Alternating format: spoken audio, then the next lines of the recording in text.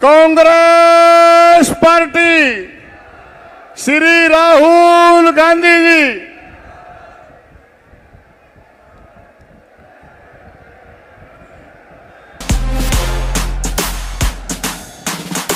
Congress party.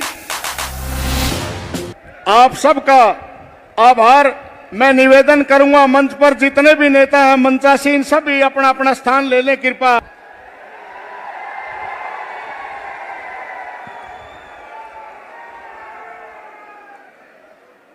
आज देश के सबसे बड़े नेता, हमारे अपने प्रिय नेता श्री राहुल गांधी जी असंध में आए हैं और असंध की जनता पे जो विश्वास यहां से इस इलेक्शन की कैंपेन का शुरुआत करके उन्होंने किया है, उसके लिए असंध की जनता की तरफ से मैं उनका आभार व्यक्त करता हूं। आप सब ने राहुल जी का विश्वास जो है उसको कायम रखना है और पूरे हरियाणा के अंदर हाथ के पंजे को अपना कैंडिडेट मान के हाथ के पंजे को जिताना है।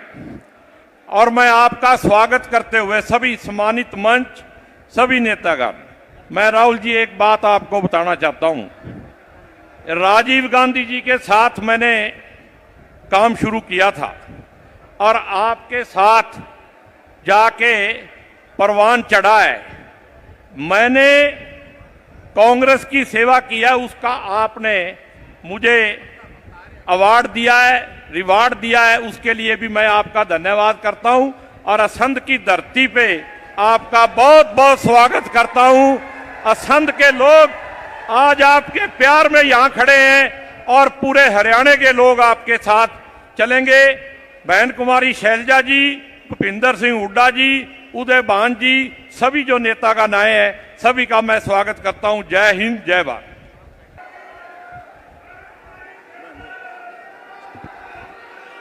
हमारे सबके बहुत ही प्यारे नेता,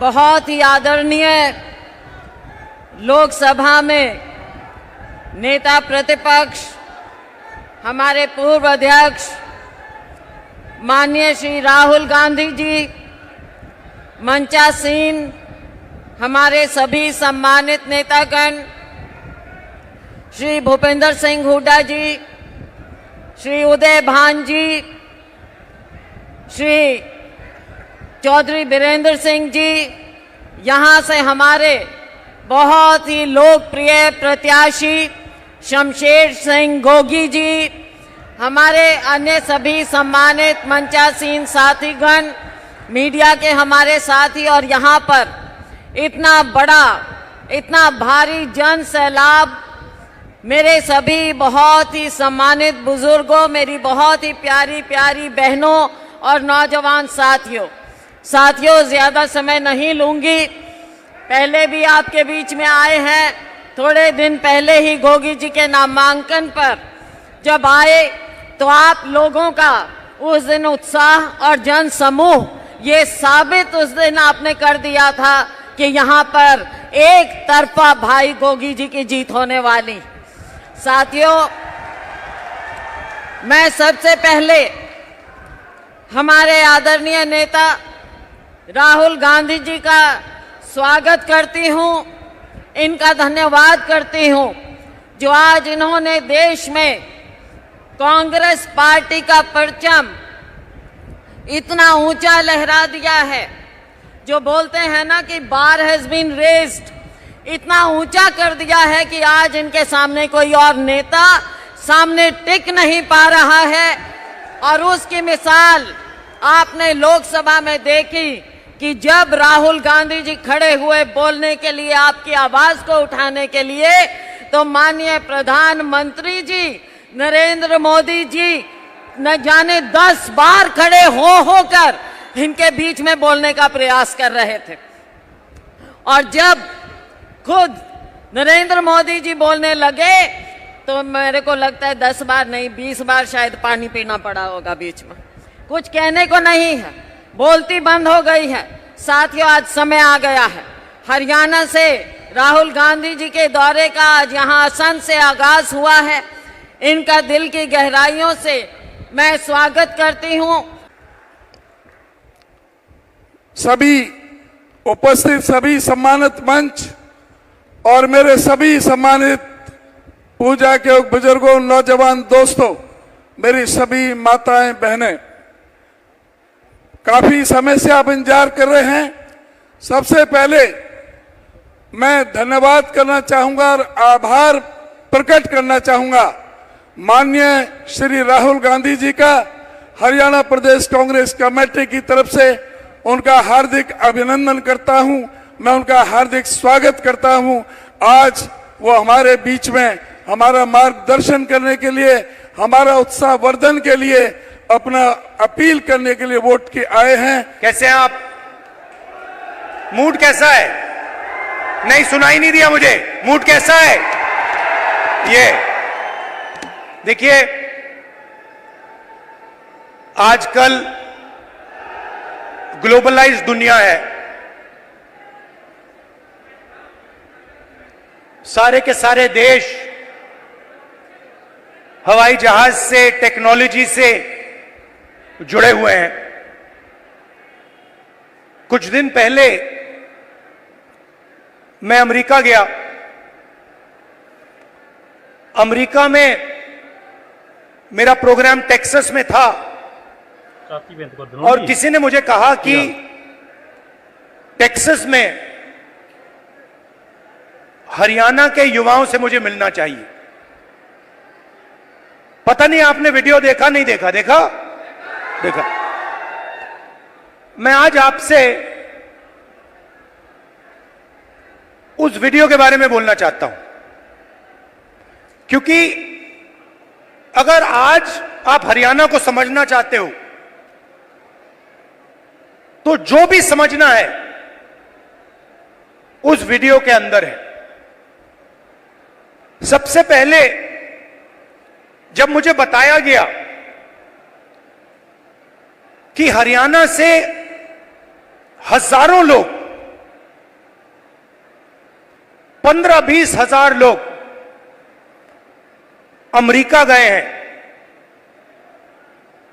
मैं हैरान हुआ। हरियाणा से इतने लोग अमेरिका क्यों जा रहे हैं, ये मेरे दिमाग में सवाल उठा। और फिर मैं डैलस में आपके भाइयों से एक छोटे से घर में जाके मिला।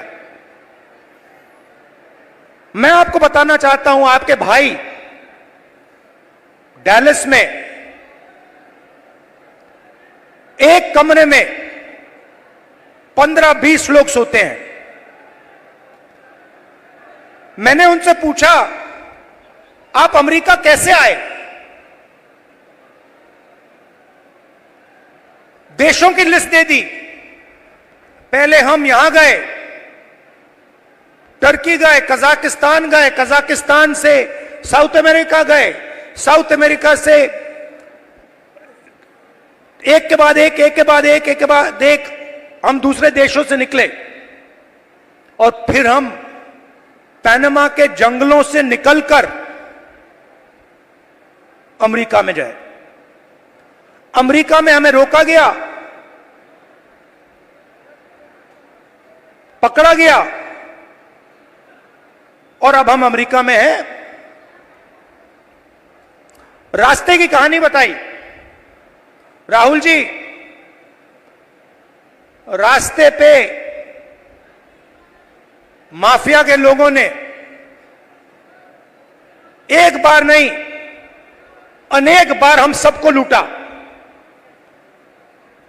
हम समुद्र में से निकले, जंगलों में से निकले, पहाड़ों में से निकले।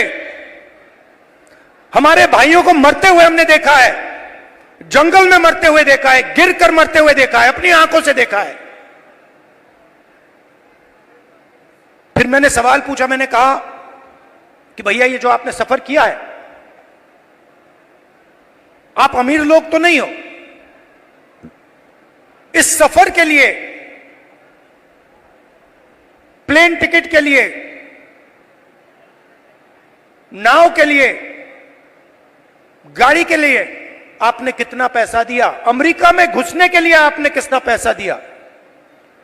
राहुल जी, कम से कम 35 लाख रुपए अमेरिका में जाने के लगते हैं। फिर मैंने सवाल पूछा, भाई एक बात बताओ, आप 35 लाख रुपए ब्याज लिए हो या आपने अपना खेत बेचा? आधों ने कहा कि भैया हमने अपना खेत बेचा, दूसरों ने कहा हम ब्याज लिए। मैंने कहा किस रेट पे ब्याज लियो? कहते हैं 2% प्रति महीना। फिर मैंने पूछा भैया एक बात समझाओ, आपने 30 लाख, 35 लाख, 50 लाख कर्जा लिया है, आप अमेरिका जा रहे हो, 50 लाख रुपए से तो आप हरियाणा में ही बिजनेस चला लोगे। जैसे मैंने ये बात बोली हंसने लग गए, कहते राहुल जी क्या बोल रहे हो आप? 50 लाख रुपए से हरियाणा में बिजनेस नहीं चालू हो सकता है। आप देख लीजिए, आप लिस्ट निकालिए, जिन जिन लोगों को आरएसएस ने हिंदुस्तान की संस्थाओं में डाला है, लिस्ट निकालिए। चाहते हो मैं दे दूंगा आपको। उसमें ना आपको एक ओबीसी मिलेगा, ना आपको एक दलित मिलेगा, ना आपको आदिवासी मिलेगा।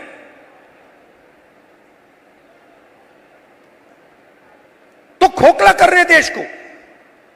इलेक्शन कमीशन में अपने लोग, ब्यूरोक्रेसी में अपने लोग, मीडिया में अपने लोग, इंटेलिजेंस सर्विसेज में अपने लोग, और 90% हिंदुस्तान के लिए कुछ नहीं। इसलिए हमने चुनाव में जाति जनगणना की बात की।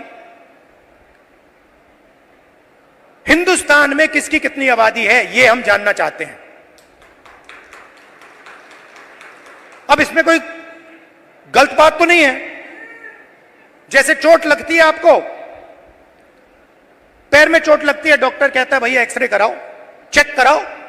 हम सिर्फ यह कह रहे हैं कि भैया चेक कराओ, इस देश में दलित कितने हैं, आदिवासी कितने हैं, पिछड़े कितने हैं, गरीब जनरल कास्ट के कितने लोग हैं, यह पता लगाओ। कभी आरएसएस कहती है करना चाहिए, अंदर से कहते हैं भैया ये मत करवा देना, सच्चाई निकल आएगी। सच्चाई क्या है कि 90% लोगों के पास कुछ है ही नहीं। 250 सबसे बड़े बिजनेसेस देख लीजिए, लिस्ट निकालिए,